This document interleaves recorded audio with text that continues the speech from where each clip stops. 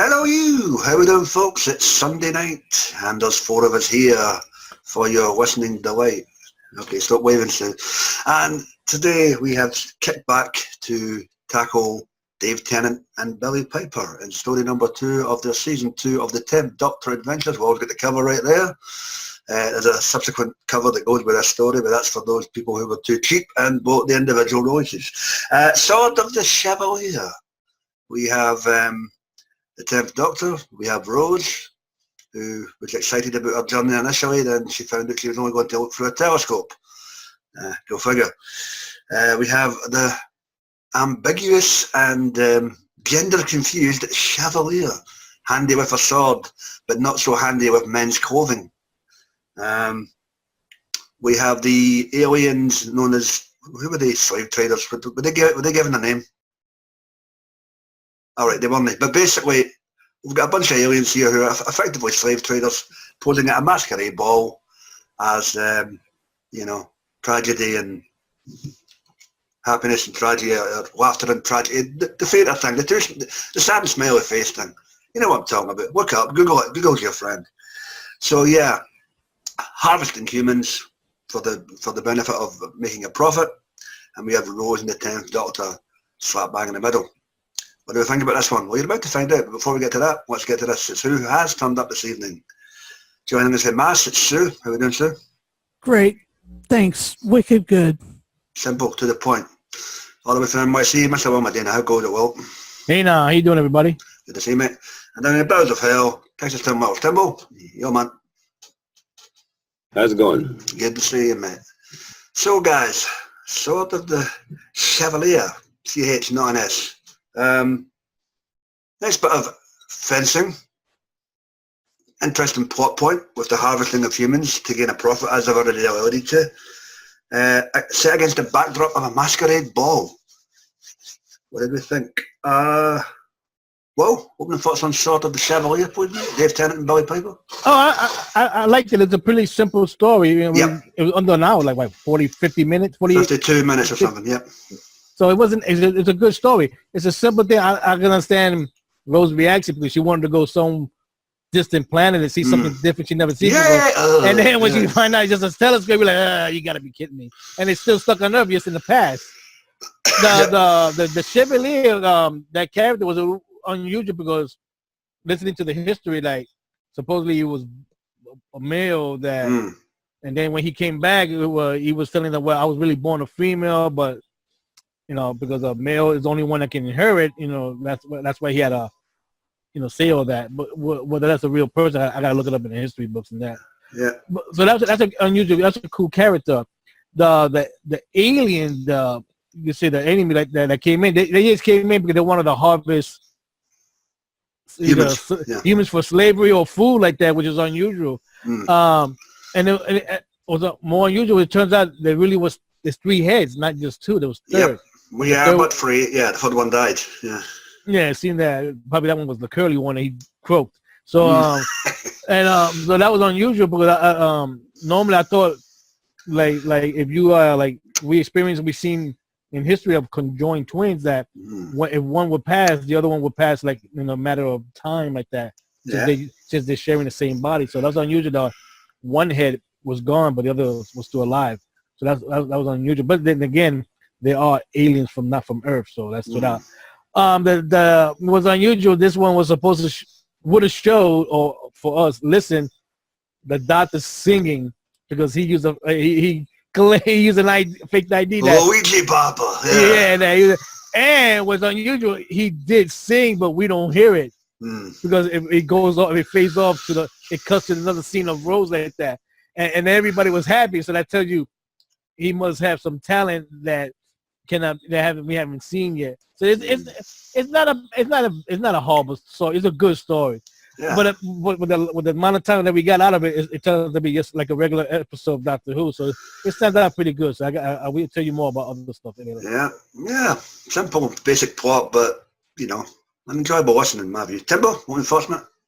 Well, I think they really missed a trick there because they could have had like a real big time singer like Andrea Bocelli or something sing something in place of the Doctor, and it would be, or even funnier, like have him all of a sudden have the voice of Lisa Bowerman, you know, because she sings. And so it'd be like funny if the Doctor had her voice when he sings or something like that. That would have been really hilarious. But they didn't go that route. But yeah, it's a hilarious story. It's very funny. It's a great idea that you have a kind of historical story like this where it's not a famous historical period. It's just Slough. Slough, yeah.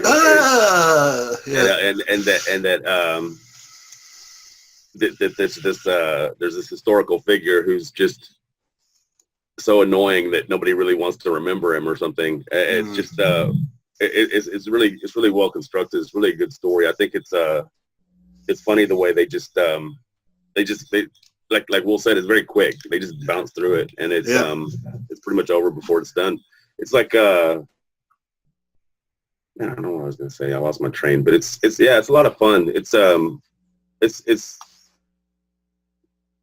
man, you'll have to come back to me. Hold that train and we're at the station. Yeah. The telescope. That was the main thing. Was the telescope. The telescope. Yeah. Good stuff. All right, Tim. Hopefully that train will roll back at the station. Sue, what about you? Opening thoughts?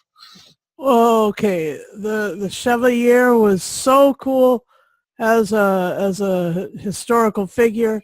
I enjoyed the bits where the Chevalier was describing how she was moving into like being gender fluid, and then I love the magic sword. Oh my gosh, that was a sweet thing. And then Rose as abolitionist. I mean, that was quite a. She was a devil, was she not? Up for her character. I mean, she wasn't so political in the TV, but here she is living out a really big abolitionist story arc. I thought it was amazing. Okay. And as for me, how do I follow that? No, as the guys have alluded to, it's quick, it's fast-paced, it's a simple plot. It's funny in places. There's a lot of pop cultural reference gags, especially at the beginning of this thing. Chevalier, who played him well? Or her, or it? I know. Chevalier Dion was played by Nicholas Grace. Okay, Nick Grace played the role well.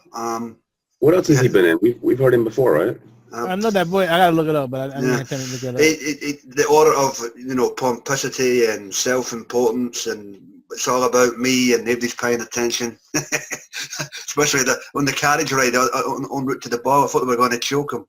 He just didn't shut up. That was quite good. Yeah, Rose made that up there. Well, we couldn't say nothing, but you're gonna shut up to give us time to talk. And then to top it all off, they end up having to pay the cab fare.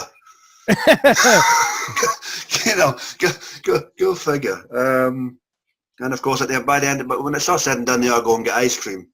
Well, except for this. Well, not to say you pay for your own ice cream. Yeah, there you go. So, no, but yeah, it's funny enough. The alien threat, yeah, enjoyable enough. Although I did find it ironic when they showed up initially at the guy's name escapes me. The guy who was hosting the ball and got electrocuted with a communications device. I can't tell. It was Jockster or Darcy? Was it Darcy? Or was it Christopher Dahlia? Yeah, man. Christopher Dahlia, the host of the party. That was Tam Williams. Tam Williams, yeah. He was in cahoots. It turns out he was in cahoots with the aliens, and he ended up with a shocking exit. We'll leave it at that. But no, this is a good fun 52 minutes, folks. So it might just be for you. Slap bang in the middle of season 2, obviously, with the artwork that Will provided. So yeah, it was a lot of fun. It's better than Führer, so we'll get a listen. Right, guys, any events or circumstances, characters that stood out for you? Tim, is that train back in the station? Slightly. I would just say between the two of them, Billie Piper and Big Finish have really developed a really interesting Rose for this set. I mean, she's very good.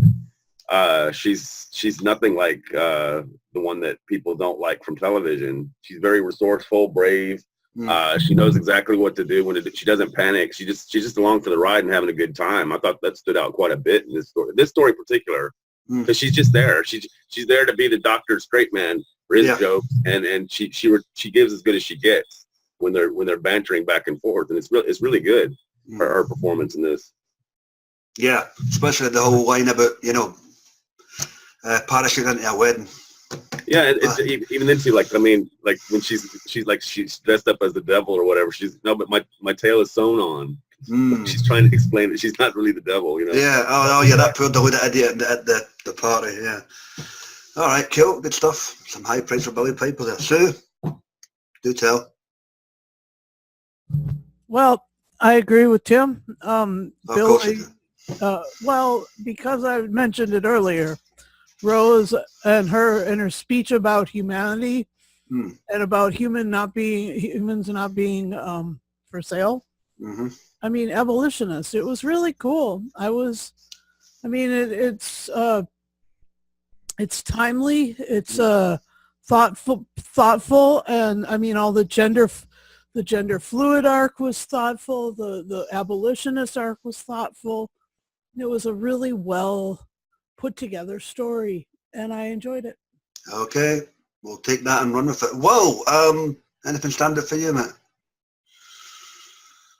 Sorry. The was unusual. The Dion, I think that's the name of the species like that. Was it the Dion? Was that the name of the traders? Yeah. Okay, right. Yeah, they appeared in another audio, which is Faction Paradox Protocols, was a Sabbath Day, and then in the Year of the Cat. So that's these BBC books, is it? Well, it's audio, so I don't know. No, that's a separate. That's a separate. I don't think it's BBC. Oh, okay. But it's another one of those fan company books. It was a series of books, and they were also audio books as well. Okay, fair enough. And unusual that Rose in this story, she says she doesn't believe in the devil, but that tells you right there that this takes place before that 2-part Satan pit. The Satan pit. So that gives you a good point of what that at. The was another thing that stood out was Jesus, man, these things take forever. That doctor was taught fencing by Errol Flynn. That he claimed he was taught that, and then of course when he Basil Rathbone, was it no? Yeah, because by Errol Flynn, and then when he faces the Chevalier, he loses. So I tell you that what he was taught wasn't good, which is unusual because the third doctor was fencing with the master in that TV series. So that stood out pretty cool right there. So, I mean, the third used to also, didn't he? He was fencing with the master before, right? Yeah. That's what he said. Yeah. Yep. So that stood out. That's like, wow. It seems that whoever taught them didn't teach them very well. To the Chevalier. Davison had a shot at the old fencing as well, and the King's Demons. Did they know? Yeah, look at that. Even though we try and forget that story, but yeah. The funny one, the one who did the woman part of the alien. She's related. She's in a way related to Nick Briggs. So that's. Is she? She was very good. Her name is Lucy Briggs-Owen. No, there's a lot of Briggs. I'm pretty sure. I don't know that. She was. What's her name? She was John Hutt's first companion, his first box set. Yeah. Yeah. I tell you, related to Nick Briggs, man. I'm telling you. Well, I'm not too sure if that's legit or no, but you look it up, so like when you do the. I don't think it says on Wikipedia. By the way, this bitch is related to Nick. But no offense to that, she's related to Nick Briggs. So, if she is, she might keep that under wraps to avoid any. Well, who's got your job? There we go. The one thing I wish that when the doctor told them to scan him, I wish in a way they did not call him master, because we know that he doesn't like that. Oh yeah, that was an interesting thing about it. Yeah, I wish they would have said what you want us to do, Lord, because he's a Time Lord. Yeah. I wish they would have put that in there. That would have made more better sense. That was an interesting concept. That they wouldn't listen to anybody unless they were above them in their elite status. You're like, oh, scan me. Oh, yeah, okay, there you go. But he outranks them, so they find out who he is, and they say, "Oops, we better get out of here." Oh shit! Yeah. Yeah. Oh shit. Well, that's pretty good. That stood out. I like that. That was a quick way to effectively tie up the story, I suppose. Depending on if you like that sort of thing, people will probably find something to bitch about with regards to that. But that was fine for me. I didn't have an issue with that. And with regards to me, the Chevalier, funny, as has been alluded to. It's essentially, Bruce Jenner meets Big Finish in this thing, man. So, well, why not? We're a foil, I might add. So, whatever. It's getting to that time where all this stuff's coming on, whether it's TV, movies. So, why not let audio tackle it as well, just to complete the set. Yeah, they didn't even mention. I mean, they make a big thing out of it. Yeah, they only mentioned the history of the character like that, but they didn't. And then doing the story, like it wasn't really brought up. They didn't even make a big thing out of it with regards to the story. But you know what people are like. They'll run with it anyway. So you might as well address it. But no, it's enjoyable. He's not an annoying character. He's just bearable, whereby he serves an integral part to the plot. So he is. He's there for a reason, which is good. Not a problem whatsoever. Right, guys, open mic portion of the cast. Anything else you want to get on the open before we get this reload and in the can? Well, to your point, also, it's not a new literary device that when you tell stories in the past like that, you often have women disguised as men because nobody will take them seriously. So if they're going to be a heroic type character running around flashing swords, they might dress up as a man just to get away with it. Yeah, go watch Mulan, folks. Yeah. Which one? Mulan. That's a real historical character, but oh, you mean nobody from the Fourth Doctor? Nobody. No one. Nobody. Yeah. Oh, Sheldon. Yeah. Me. Well, yeah, that's true. What was that? That was the one with the second one when she was a historical thief. Yeah. I can't remember her name, but yeah, the coat jacket. Yeah, what the hell that was. Yeah.